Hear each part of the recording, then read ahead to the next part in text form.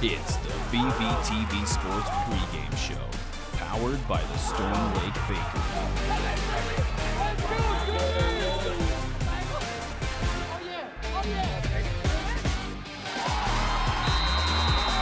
Preparing you for Beaver football.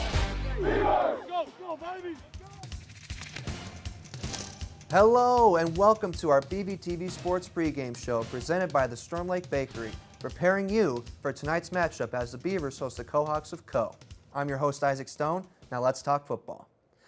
The Beavers start off their season with a 1-1 record, picking up their first win last weekend against Lakeland University, leaving them in third place in the American Rivers Conference behind Wartburg, in second with a 2-0 record, and Central picking up where they left off in first as the only nationally ranked team in the American Rivers Conference. Currently tied with the Beavers, the Kohawks are hoping to kick off conference play on a high note. Co finished their season last year with the record of 8-2 and have hopes to have another repeat of a winning season. Taking a look back at their matchup last season against the Beavers, Co was able to squeak out a win by only 3 points, leading to a highly anticipated game this evening. Meanwhile, the Beavers look to flip the script by coming out with a win against the Kohawks. But before we get to that, let's take a look at how Co has kicked off their season. The Kohawks started off the season with a blowout win against Cornell College, with the score being 56-7, looking strong to kick off the season, but fell the following week to Hope College in a nail-biter, coming up 9 points short in a 24-33 loss. Much of the Kohawks' success has been thanks to senior wide receiver Dominic Shepardson, who leads the team in receptions with 17 catches, adding up to 133 yards in receiving, being one of only 3 players to have a receiving touchdown on the team. Number 15 has been crucial to the Kohawks season so far. Without a doubt, they will be leaning on him for the game tonight against the Beavers. Defensively, junior defensive back Mitchell Eckert currently leads his team in tackles, recording 9 combined on the season. As a defensive back, the Kohawks hope to have Eckert make some big plays to help them come out with the win against the Beavers. Meanwhile, the Beavers had a rough start to the season as they fell short to Gustavus Adolphus with a whopping score of 62-20. Though a tough loss, the Beavers continued the fight as they showed their potential with some big plays to get them on the scoreboard. Things started off hot as QB Zach Herrera stepped back and went long to wide receiver Dylan Laughlin for a 23-yard reception. The Beavers' defense caused a headache for Gustavus Adolphus with turnovers, including this interception by defensive back Adrian Boston. The Beavers showed their never-quit attitude late in the game by getting on the scoreboard with this 12-yard touchdown reception by Dolan Fospical. The defense continued for the Beavers, making big tackles, as seen here by linebacker Jeremy Woodward. The Beavers' spirit was kept alive as defensive lineman number 42, Cale Christofferson, recovers a fumble deep within Gustavus Adolphus territory. Setting the Beavers up with a quick offensive drive capped off with a rushing touchdown by Mevin Obregon. Once again, the Beavers fall to a 62-20 loss in their opener, but bounced back with when they traveled to Lakeland University last weekend, managing a 41-34 win over the Muskies. A key to the Beavers' success is senior wide receiver Dylan Laughlin, who leads the team in receiving yards, racking up a total of 139 yards. He has been crucial to the Beavers' offense to start the season. I would expect to see some long balls to him tonight as he tries to slice through the Kohawks' defense.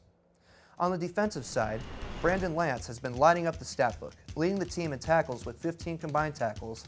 Adding on to his impressive 2022 season, he has made some big plays, including 1 interception, 1 pass breakup, a forced fumble, and all topped off with a fumble recovery.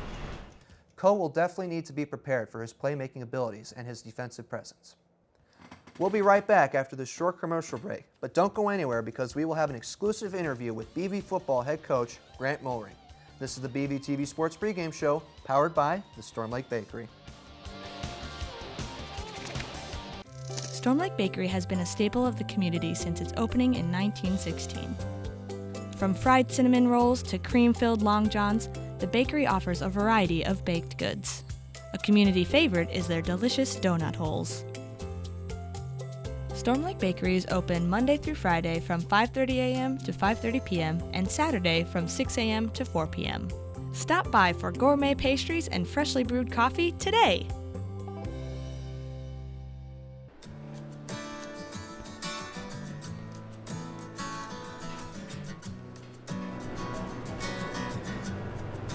Here at Pizza Ranch in Storm Lake, being an employee is a great time. Since I've started here, I've loved interacting with coworkers, I've loved a flexible schedule, and eating for free. If you want to work and eat for free, you can apply at pizzaranch.com/careers. Join our team! Woo!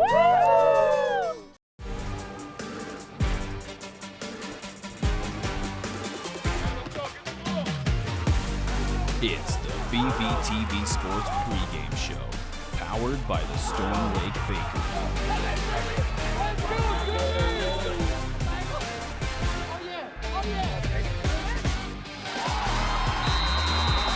Preparing you for Beaver football. Welcome back to our BVTV Sports Pregame Show presented by the Storm Lake Bakery, preparing you for tonight's matchup as the Beavers host the Kohawks of Co. And here to my left is BV football head coach Grant Mollring. We appreciate your time, Coach. Now let's get to the final thoughts before we send you off to the field.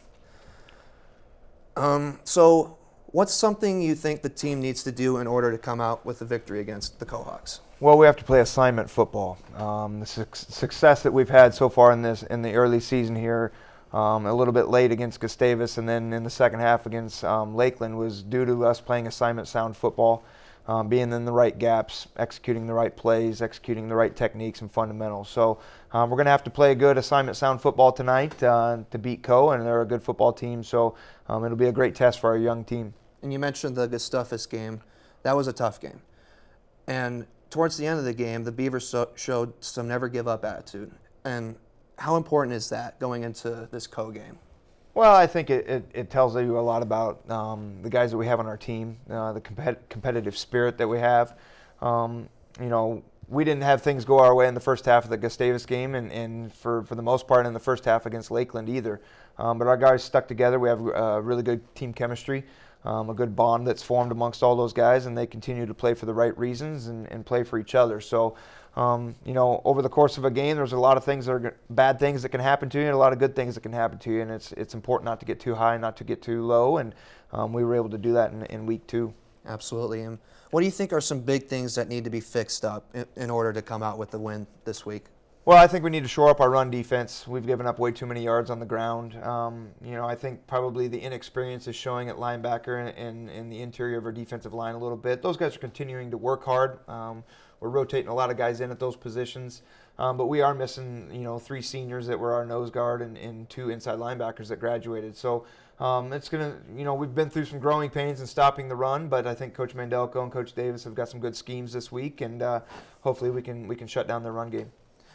Absolutely, very good. Lastly, what makes this game so important? Because I know the Beavers and the Kohawks are currently tied in the American Rivers Conference. What makes this game so important? Well, I think all of our goals are still out in front of us. Our goal, the number one goal of this squad is to compete for the conference championship, and what better way to start off the season with a conference win? We've played a pretty tough non-conference schedule. Gustavus is a top 25 team. Lakeland was 8-2 a year ago.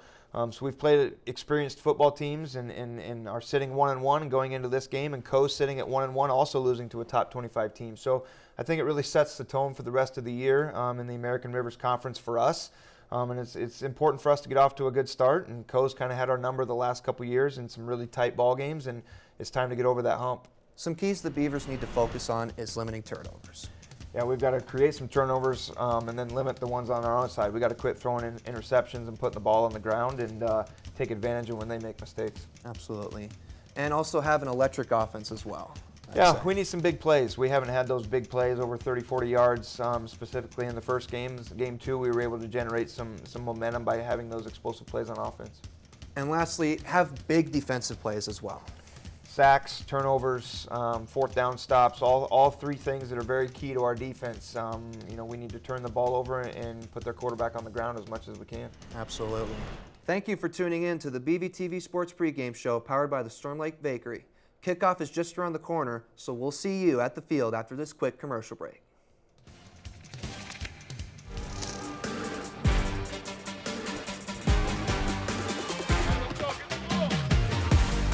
It's the BVTV Sports Pregame Show, powered by the Storm Lake Bakery.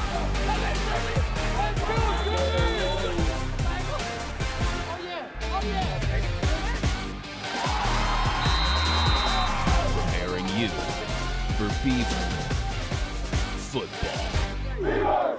Go, baby, go!